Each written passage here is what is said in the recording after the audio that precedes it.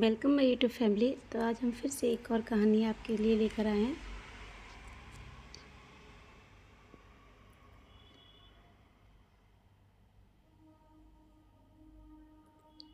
मेरी बेटी की शादी करवाने के बाद मेरे पति मुझे गांव में छोड़कर शहर चले गए और मैं फिर से अकेली रह गई थी। घर पर इतने रिश्तेदार आए थे कि मुझे उनके साथ अकेले समय बिताने का मौका ही नहीं मिला। आरती मेरी सौतेली बेटी है। मैं बहुत खुश थी कि मेरी बेटी को एक अच्छा घर मिला। उसकी शादी करवाने में हमने अपने खेत गिरवी रख दिए थे और अब कर्ज हमारे ऊपर है। मेरे पति कहते हैं कि शहर में काम करके मैं यह कर्ज उतार दूंगा।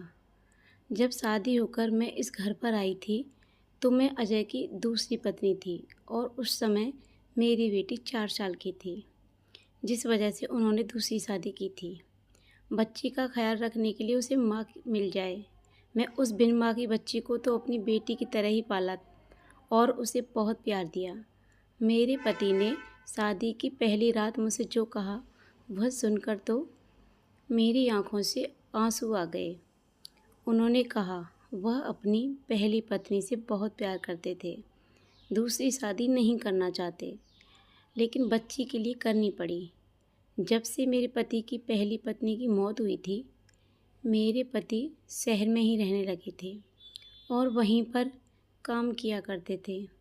गांव के खेत मेरे सास ससुर देखा करते थे। मेरे पति को जब भी छुट्टी मिलती वह मेरे पास आते थे, लेकिन जब वह चले जाते थे तो मैं अकेली रात गुजारती थी और उनके प्यार के लिए तड़पती रहती थी। शादी के 2 साल बाद मैं गर्भवती हो गई और मुझे एक बेटा हो गया।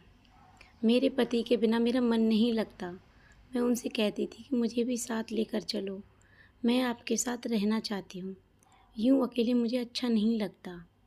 पर वह कहती कि शहर में इतने लोगों का खर्च मैं नहीं उठा पाऊँगा, इसलिए बच्चों को लेकर गांव में ही रहो, उनकी पढ़ाई गांव में ही हो सके। हर महीने मेरे पति आते थे, लेकिन कुछ दिन रहकर चले जाते थे। ऐसे ही मेरी जवानी अकेलेपन में कट रही थी। मेरे पति उम्र में मुझसे बड़े हैं। शादी के कुछ दिनों बाद ही मेरे पति ने मुझे फ़ोन करके कहा कि एक बड़ी मुसीबत आ गई है, मेरी नौकरी चली गई है, मुझे कहीं भी काम नहीं मिल रहा था।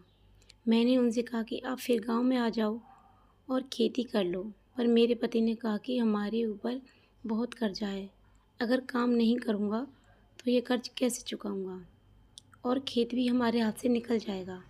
मैंने कहा अब बेटी की शादी हो गई है, क्यों ना मैं भी शहर में आ जाऊं और मैं लोगों के घर में काम कर लिया करूंगी, जिससे हमारा यह कर्ज उतर जाएगा। मेरे पति ने थोड़ी देर के बाद कहा ठीक है, अगर तुम्हें काम करने में कोई परेशानी नहीं है तो आ जाओ, क्योंकि हमें हमारे खेत को बचाना होगा।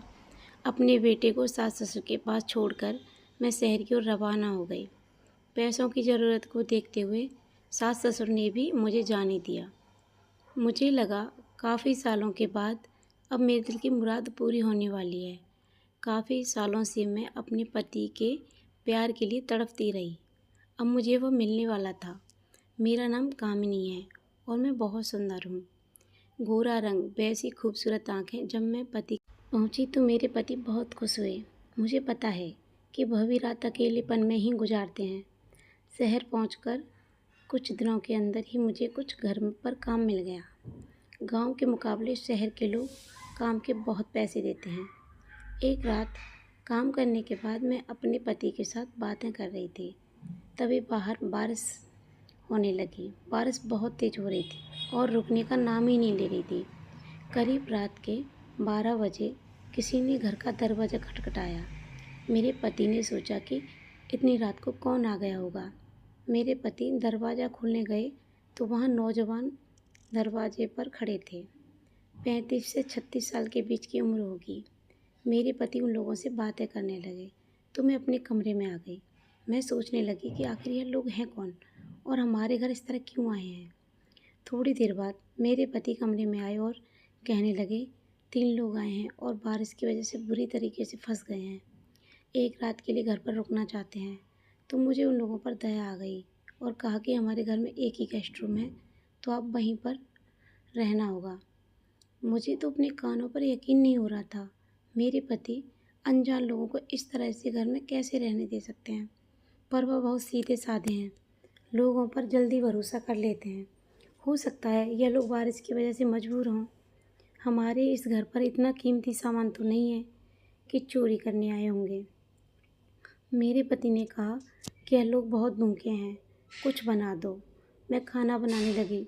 जब मैं खाना बनाकर उन्हें देने आई तो वह लोग मेरे ऊपर निगाह बनाए हुए थे। मुझे बहुत ही अजीब लग रहा था, क्योंकि कभी किसी मर्द ने मुझे ऐसे नहीं देखा था।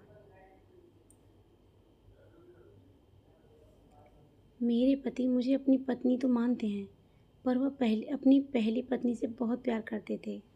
वह उनका पहला प्यार थी। दोनों की शादी के 1 साल बाद एक बेटी हो गई, पर वह बीमार पड़ गई और इस दुनिया से चली गई।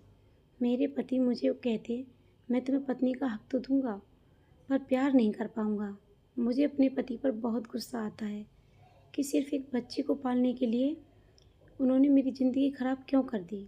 आखिर मैं भी तो एक औरत हूँ, मुझे भी प्यार की ज़रूरत है। मुझे कोई ऐसा मर्द चाहिए था जो मुझे दिल से प्यार करे। मेरे पति तो बस मुझे एक जिम्मेदारी ही समझते हैं। लेकिन आज पहली बार कोई मर्द मुझे ऐसे घूर रहा था। मेरे दिमाग में अजीब अजीब ख्याल आने लगे। मैं खाना देने अंदर कमरे में आ गई, क्योंकि लोग कौन है मैं नहीं जानती। मैं कमरे के अंदर से देख रही थी। उन लोगों ने शराब की बोतल निकाल ली। काफ़ी महंगी शराब थी, तो मेरे पति भी खुशी से पीने लगे। जब मेरे पति काफ़ी देर बाद कमरे में सोने के लिए आए तो नशे में पूरी तरह से अपना होश खो बैठे थे। मैंने किसी तरह उन्हें संभाल कर लिटा दिया। फिर वह गहरी नींद में सो गए। मैं डरते हुए बाहर कमरे में गई और कहा कि आप लोगों का बंदोबस्त अंदर कर दिया है। तो बड़ी अजीब निगाहों से मुझे देख रहे थे, क्योंकि वह लोग भी काफ़ी नशे में थे। मैं जल्दी से अपने कमरे में आ गई और बेडरूम का दरवाज़ा बंद कर दिया। फिर मैं लेट गई। बाहर इतनी बारिश हो रही थी और मेरे पति खर्राटे लेने लगे थे। मैं काफ़ी थकी हुई थी, तो मैं भी सो गई। लेकिन आधी रात को बहुत ज़ोर से बगल वाले कमरे से आवाज़ आने लगी। घबराहट से मेरी नींद खुल गई, पर मेरे पति को पता तक नहीं चला और वह गहरी नींद में सोते रहे। मुझे मन कर रहा था कि मैं उनको जगा दूं, पर मुझे पता है कि वह नहीं उठेंगे। शोरगुल बढ़ता जा रहा था, तो मुझे लगा उठकर देखना चाहिए, कहीं ये लोग चोर तो नहीं। मेरे पति तो किसी के ऊपर भी भरोसा कर लेते हैं, पर मुझे वो आदमी कुछ सही नहीं लग रहे थे। थोड़ी देर में ऐसे ही अपने बेड पर बैठी रही, लेकिन उसके बाद हिम्मत करके मैंने अपने बेडरूम का दरवाज़ा खोला और दूसरे कमरे की ओर जाने लगी, जहाँ से आवाज़ आ रही थी। मेरे माँ बाप बचपन में ही गुजर गए थे। मेरे चाचा चाची ने मुझे पाला था, पर उन लोगों ने मेरा जीना मुश्किल कर दिया था। मेरी चाची घर का सारा काम करवाती थी और कोई भी गलती होती तो मुझे मारती थी। मैं 16 साल की हुई थी तभी मेरे लिए लड़का ढूंढने लगी थी, पर लड़का पैसे मांगता था, जिस वजह से मेरी शादी नहीं हो पा रही थी। चाची ने कह दिया था कि शादी में एक पैसा भी खर्च नहीं करेंगी, क्योंकि यह मेरी सगी बेटी नहीं है, किसी दिन घर से निकाल दूंगी। मेरे चाचा भी कुछ नहीं कहते, ऐसा लगता है कि मजबूरी में ही मुझे झेल रहे थे। जब मैं 19 साल की थी, उन लोगों ने अजय के साथ मेरा रिश्ता करवा दिया। यह अजय की दूसरी शादी थी और उनको एक औरत चाहिए थी जिसकी बच्चे की देखभाल कर सके। इसी वजह से वह बिना दहेज के शादी को तैयार हो गए थे। मेरी चाची ने कह दिया था, जैसे भी ससुराल हो कभी वापस मत आना, क्योंकि हम तुम्हारी जिम्मेदारी नहीं उठाएंगे। और ज़िंदगी भर में डर सहम के ही रह गई। मेरे सास ससुर जैसा कहते सर झुकाकर मान लेती और पति की भी हर बात मानकर चलती। आज इस दूसरे कमरे से आ रही आवाज़ सुनकर मैं इस तरह से सहम गई हूँ। मुझे ऐसा लग रहा था कि मेरे साथ कुछ बुरा होने वाला है। मैं दरवाजे को हल्का सा धक्का देकर अंदर झांका तो मेरे सिर पर मानो आसमान टूट पड़ा। मेरे पैरों तले ज़मीन निकल गई। मुझे ऐसा लग रहा था कि शायद आज का दिन ही मेरी ज़िंदगी का सबसे बुरा दिन है। इससे भयानक सीन शायद मैं आज से पहले कभी नहीं देखा होगा। कमरे का रंग तो बिल्कुल लाल हो चुका था। वहाँ कमरे के अंदर मौजूद आदमियों की नज़र मुझ पर पड़ी। एक आदमी फुर्ती के साथ मेरे पास आया और मुझे अंदर खींचकर दरवाज़ा बंद कर लिया। मैं बहुत घबरा गई। यह लोग मेरे साथ कुछ बुरा करने वाले हैं। मुझे देखते ही वे बहुत ही अजीब निगाहों से मेरी तरफ देखने लगे और मेरे पास आने लगे। मेरा गला सूखने लगा और डर के मारे मेरी आवाज़ बंद हो गई। इनके एक साथी की लाश खून से लथपथ कमरे में पड़ी हुई थी। अब बाकी के बचे लोग मुझे शायद जिंदा न छोड़ें। मैं बहुत घबरा गई क्योंकि मैं कत्ल की गवाह बन बनी थी। इनमें से किसी ने इसे मारा होगा। एक आदमी मुझे उठाया और उठाकर सीधा बेड पर पटक दिया। मुझे लगा कि यह लोग मुझे मार डालेंगे, पर उन लोगों ने ऐसा कुछ नहीं किया। अपनी जैकेट उतारने लगे और उसके बाद मेरे पास जो कुछ भी हुआ, रात भर मेरी चीखें गूंजती रहीं। जिंदगी भर में जिस चीज़ के लिए तरसती रही, वही मुझे अनजान लोगों से मिल रहा था, वह भी मेरी मर्जी के खिलाफ। इन कातलों से और एक लाश के सामने डर से मैं बिल्कुल ही हिल नहीं पा रही थी। तो कभी मुझे अच्छा लगता, दिल और दिमाग बेकाबू हो गए थे।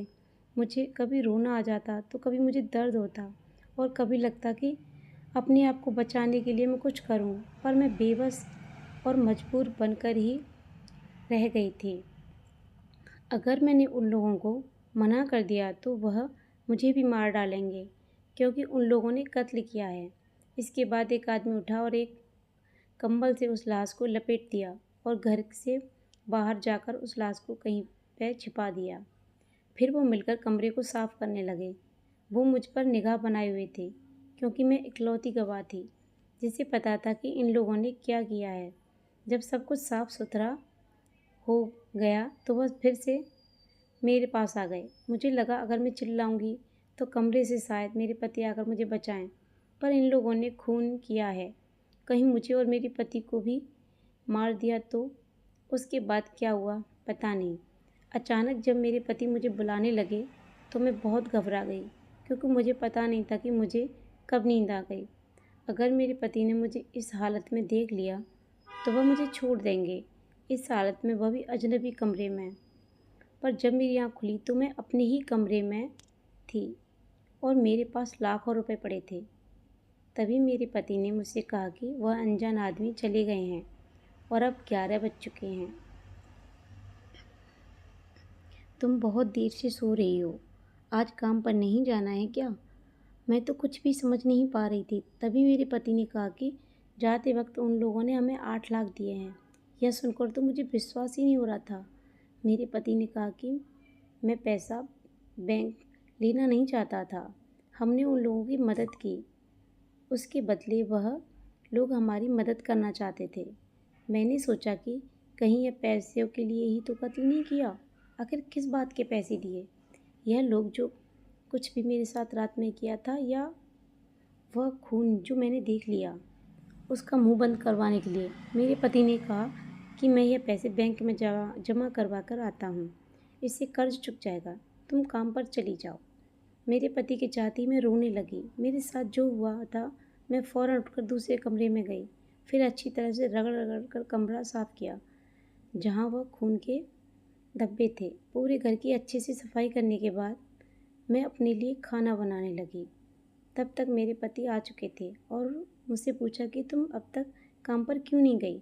मैंने उनसे कहा कि मेरी तबीयत ठीक नहीं है, मुझसे तो चला भी नहीं जा रहा था और मेरे पूरे बदन में दर्द था और मैं अंदर से बहुत ज़्यादा डरी हुई थी।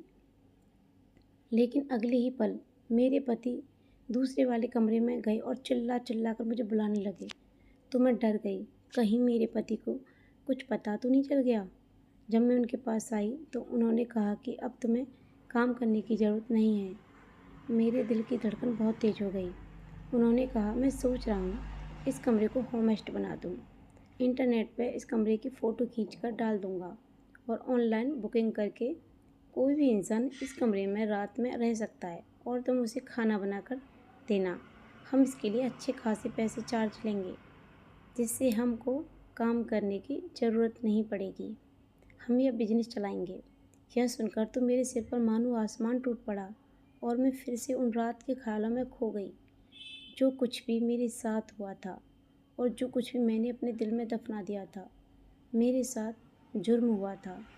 अब मुझे लगा ये सब मेरे पति ने किया है पैसे के लिए। अब मुझे इसी डर से ज़िंदगी बितानी थी कि कहीं पुलिस ढूंढते हुए हमारे घर तक ना पहुंच जाए और मेरी ज़िंदगी खाक में न मिल जाए। शायद मुझे पुलिस के पास जाकर सारी बातें बतानी थी, पर मेरे साथ जो कुछ भी हुआ था वो घर समाज को पता चल जाए तो मैं कैसे जी पाऊँगी। तो आप लोग बताना कि आपको ये हमारी कहानी कैसी लगी। अगर आपको हमारी कहानी अच्छी लगी हो तो प्लीज़ अच्छे अच्छे कमेंट करना।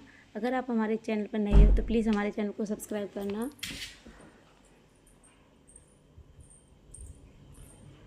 और thank you so much. Bye bye everyone.